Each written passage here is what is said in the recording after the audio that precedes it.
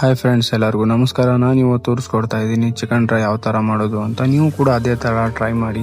ಹಾಗೆ ನಮ್ಮ ವಿಡಿಯೋನ ಕೊನೆ ತನಕ ಸ್ಕಿಪ್ ಮಾಡಿದೆ ನೋಡಿ ಅಂತ ಹೇಳ್ತಾ ಬನ್ನಿ ಚಿಕನ್ ಡ್ರೈ ಯಾವ ಥರ ಮಾಡೋದು ಅಂತ ಹೇಳ್ಕೊಡ್ತೀನಿ. 1.5 ಗ್ಲಾಸ್ ನೀರನ್ನು ಹಾಕ್ಕೊಳ್ಳಿ, ಮತ್ತು 250 ಗ್ರಾಮ್ ಚಿಕನ್ನ ಹಾಕ್ಕೊಳ್ಳಿ, ಅರ್ಧ ಟೀ ಸ್ಪೂನ್ ಅಷ್ಟು ಅರಿಶಿಣ ಪುಡಿ, ಒಂದು 3 ನಿಮಿಷ ಚಿಕನ್ ಕೂದ್ ರೆಡಿ ಆಗಲಿ. ಇದಕ್ಕೆ ಏನೇನು ಬೇಕೋ ನಾವೆಲ್ಲ ರೆಡಿ ಮಾಡ್ಕೊಳ್ಳೋಣ, ಓಕೆನಾ. ಒಂದು ಅರ್ಧ ಸ್ಪೂನ್ ಅಷ್ಟು ಆಯಿಲ್ ಹಾಕ್ಕೊಳ್ಳಿ, ಒಂದು ಸ್ವಲ್ಪ ಜಜ್ಜಿಟ್ಕೊಂಡಿರೋ 4 ಬೆಳ್ಳುಳ್ಳಿ ಹಾಕ್ಕೊಳ್ಳಿ.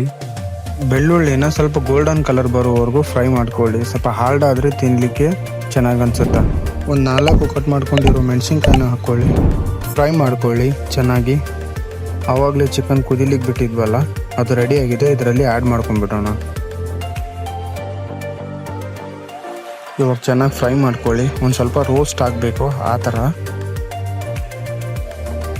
ಅರ್ಧ ಟೀ ಸ್ಪೂನ್ ಅಷ್ಟು ಚಿಕನ್ ಮಸಾಲ, ರುಚಿಗೆ ತಕ್ಕಷ್ಟು ಉಪ್ಪು ಹಾಕ್ಕೊಳ್ಳಿ, ಹಾಗೆ 1.5 ಸ್ಪೂನ್ ಅಷ್ಟು ಖಾರದ ಪುಡಿ ಹಾಕ್ಕೊಳ್ಳಿ.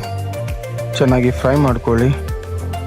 ಫ್ರೆಂಡ್ಸ್, ನಮ್ಮ ಚಿಕನ್ ಡ್ರೈ ರೆಡಿಯಾಗಿದೆ. ನಾವು ಹೋಗ್ತಾ ಇದ್ದೀವಿ ಟೇಸ್ಟ್ ಮಾಡಲಿಕ್ಕೆ. ಹಾಗೆ ನೀವು ಕೂಡ ಟ್ರೈ ಮಾಡಿ, ಹೇಗಿದೆ ಅಂತ ಬಂದು ಕಮೆಂಟ್ ಮಾಡಿ ಅಂತ ಹೇಳ್ತಾ ಮತ್ತೆ ಸಿಗೋಣ ನೆಕ್ಸ್ಟ್ ವಿಡಿಯೋದಲ್ಲಿ.